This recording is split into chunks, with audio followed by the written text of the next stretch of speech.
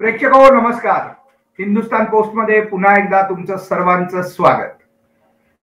आज तुमच्या समोर येण्याचं एक कारण आहे, कारण तुम्ही सकाळी सगळ्यांनीच वर्तमानपत्र उघडल्यावर पूर्ण पानाच्या जाहिराती तुम्हाला दिसल्या असतील काँग्रेसच्या. काय आहेत त्या जाहिराती? पाहिल्या असतीलच. कर्नाटक आणि इतर ठिकाणच्या काँग्रेस सरकारने त्यांच्या योजना कशा अंमलबजावणी केलेल्या आहेत याचे दाखले देणारी ती जाहिरात आहे. आणि रवंथ रेवण्णा यांचा मोबाईल नंबर चक्क छापलाय. आणि तुम्हाला हवं असेल तर भाजप नेत्यांना त्यांनी आव्हान दिलंय की तुम्हाला हवं असेल तर तुम्ही या मोबाईल नंबरवर फोन करा आणि कन्फर्म करून घ्या की आम्ही या योजना नुसत्या घोषणा नाही केल्या तर अंमलबजावणी केलेली आहे असं.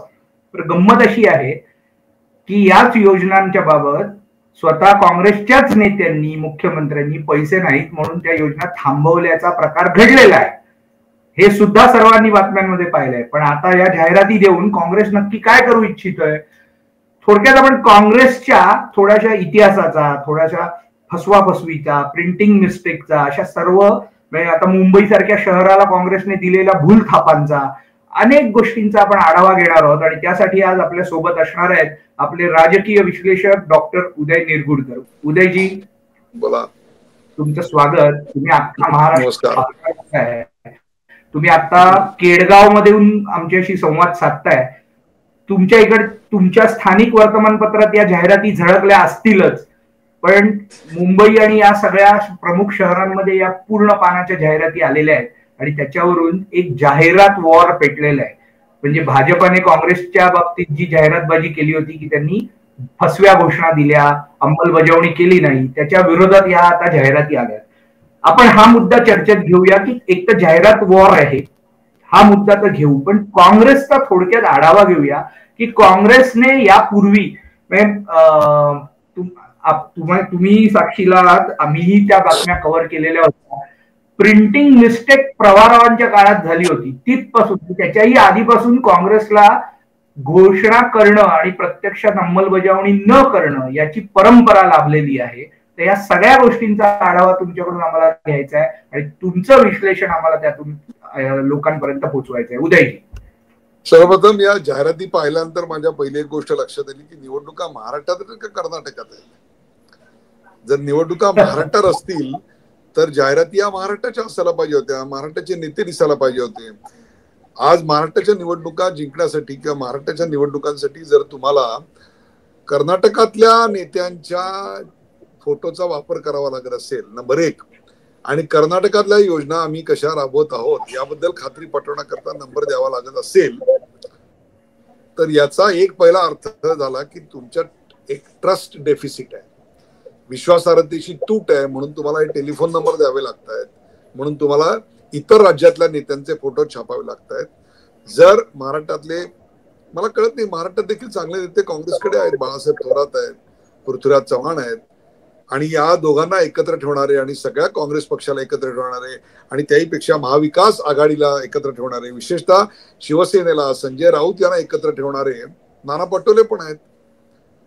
मग त्या नाना पटोले आणि पृथ्वीराज चव्हाण, थोरात यांचे फोटो छापून त्यांनी जाहिराती का नाही दिल्या? महाराष्ट्रात तुम्ही काय करणार हे सांगायचं होतं, हा त्यातला उद्देश होता. जर विषय असा असेल की कर्नाटकामध्ये आम्ही हे केलं, हे आम्ही महाराष्ट्रामध्ये करू, तर त्याला एक लक्षात घ्या, कर्नाटकात त्यांचं स्वतःचं सरकार आहे, पण महाराष्ट्रात त्यांचं आघाडी आहे आता आणि ते निवडणुकीला सामोरे जात आहे. त्यामुळे या ज्या सगळ्या योजना आहेत, ती गृहलक्ष्मी योजना आहे, गृहज्योती योजना आहे, शक्ती योजना आहे, युवा निधी आहे, त्याचं टार्गेट जे आहे ते युवक आहे, शेतकरी आहे आणि महिला आहेत. यांच्यासाठी ते जे काही करणार आहेत असं त्या जाहिरातीत किंवा केलंय असं म्हणतायत. याला उर्वरित महाविकास आघाडीतले दोन पक्ष म्हणजे राष्ट्रवादी काँग्रेस शरद पवार गट आणि शिवसेनेचा उद्धव बाळासाहेब ठाकरे गट यांचा पाठिंबा आहे का याचा उल्लेख होत नाही. त्यांची चिन्ह वापरले आहेत तेव्हा त्यांचा पाठिंबा आहे असं मी गृहीत धरतो. मग या योजनांविषयी आणि कर्नाटकात कसं उत्तम काम चाललेलं आहे याच्याविषयी आता आज संध्याकाळी जी भाषणं होतील काँग्रेसची, त्या काँग्रेसच्या नेत्यांच्या भाषणामध्ये आपल्याला कर्नाटकाचा उदो उदो ऐकायला मिळेल. आणि मग ज्या कर्नाटक सरकारनी, हा सर्वात महत्वाचा मुद्दा आहे, ज्या कर्नाटक सरकारनी सीमा प्रश्न सोडवला नाही, चिघट ठेवला, त्या कर्नाटक सरकारचे गुणगान गाण्याची अफलातून संधी उद्धव बाळासाहेब ठाकरे यांना मिळेल. आणि तो क्षण याची देही याची डोळा सर्व शिवसैनिकांना पाहता येईल, इतका महाराष्ट्र भाग्यवंत आज झालेला आहे. त्यामुळे या जाहिरातींचं मी कौतुक करतो, स्वागत करतो. सर, काँग्रेसची पार्श्वभूमी जर आपण लक्षात घेतली आजपर्यंत सरकारमध्ये असतानाची, तर काँग्रेसच्याच पंतप्रधानांनी मुंबईच्या बाबतीत जाहीर कबुली आपल्या भाषणातून दिली होती की आम्ही मुंबईला न्याय देऊ शकलो नाही, जे मुंबईकडून आम्हाला मिळतं त्या बदल्यात आम्ही मुंबईला देऊ शकलो नाही, असं मनमोहन सिंगांनी जाहीरपणे कबूल केलं होतं. कॅलिफोर्निया करणार, शांघाय करणार, मुंबईचं आणखीन काय काय करणार, ह्या सगळ्या घोषणा तुम्ही पण ऐकत आलात. या सगळ्याचं विश्लेषण करताना काँग्रेसच्या विश्वासार्हतेबाबत मुंबई सकट सगळ्या महाराष्ट्राच्या तोंडाला आजवर काँग्रेसने पानं पुसलेली असताना अशा या जाहिरातबाजीनी काँग्रेस विश्वासार्हता वाढेल का, किंवा मतदार राजा त्यांच्यावर विश्वास ठेवेल का? स्वप्नील, मतदारांचा विश्वास आहे की नाही हा नंतरचा मुद्दा आहे, तो चर्चेला आज येतच नाही आहे. आज चर्चेला मुद्दा येतोय काँग्रेसच्या जाहिरात समितीचा, त्यांच्या महाराष्ट्राच्या नेतृत्वावर विश्वास आहे की नाही.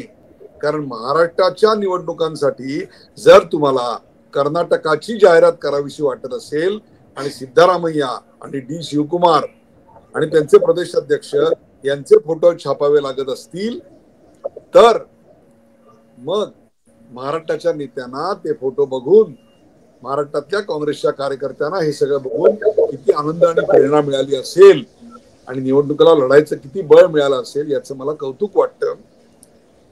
आणि ते जास्त महत्वाचं आहे असं मला वाटतं. आणि त्याहीपेक्षा मगाशी मी सांगितलं त्याप्रमाणे त्याच्यात उद्धव बाळासाहेब ठाकरे यांच्या गटाची मशाल देखील आहे. ती मशाल एकेकाळी कन्नडिगांनी केलेल्या मराठी भाषिक भागावर कर्नाटकामधल्या जे अन्याय झाले होते त्याकरता पेटलेली होती.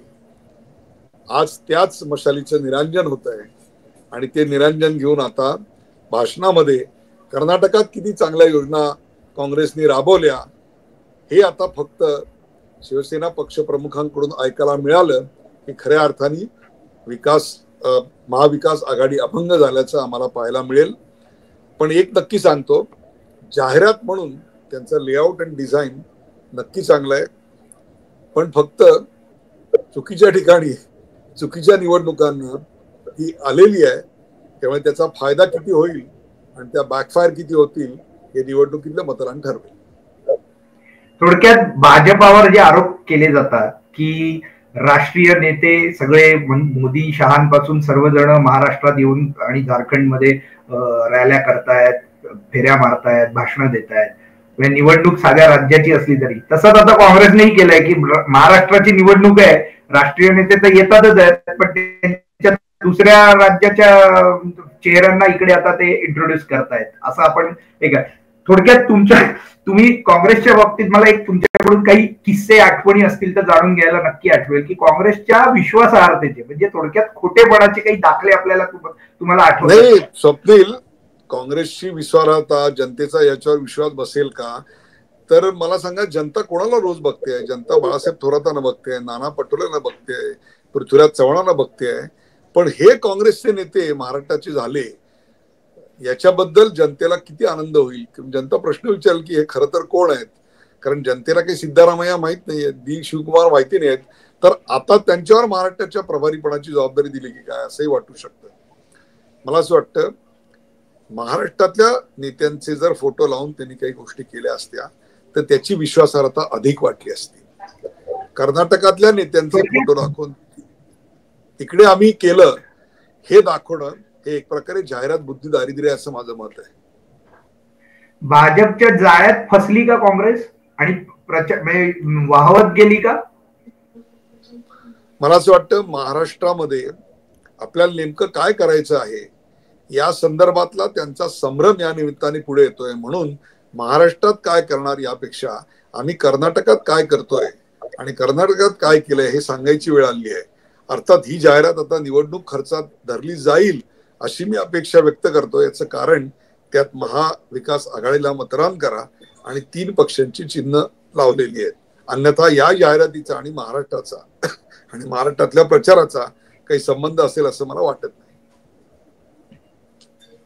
ठीक आहे, जाहिरात वॉर सुरू झालेलं आहेच.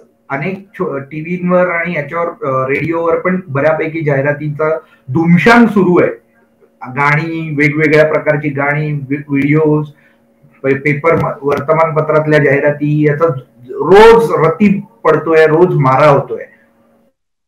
पण सर, तुम्ही महाराष्ट्रात ग्रामीण भागात आता फिरतात, लाडकी बहीण भारी पडली का हो सगळ्यांना? या एक तुम्हाला निश्चित सांगतो, महाराष्ट्रातल्या जवळपास मी आता 103-104 मतदारसंघ आणि प्रत्येक मतदारसंघात साधारणतः 10 ते 12 खेडी मी स्वतः फिरलेलो आहे. गावागावात बैठका घेतल्यात, लोकांशी बोललोय, शेतकऱ्याच्या बांधावर जाऊन बोललोय, पारावर जाऊन गप्पा मारल्यात. 100% लाडकी योजना, लाडकी बहीण योजना ही लोकांपर्यंत पोहोचलेली आहे. पण I would like to add a word of caution here. याचा अर्थ ती मतं पारड्यात पडतील महायुतीच्या असं गृहीत धरणं योग्य नाहीये. याचं कारण आपला जो लाभार्थी आहे त्याच्याशी सातत्यानं संपर्क ठेवणे आणि त्या लाभार्थीला त्याला मिळालेल्या लाभाच्या संदर्भामध्ये जाणीव करून देऊन त्याला निवडणुकीच्या दिवशी मतदानाला उतरवणे आणि त्याला आपल्या बाजूने मतदान करण्याकरता एक प्रकारे कन्व्हिन्स करणे, त्याकरता लोकल रेफरन्स ठेवणं, त्याकरता लोकल कॅन्डिडेट चांगला असणे, हे सगळं जुळून येणं ही प्रक्रिया अजून बाकी आहे मला असं वाटतं. परंतु प्रायमा फेसी जर तुम्ही विचारलात तर लाडकी बहीण योजना भारी पडली.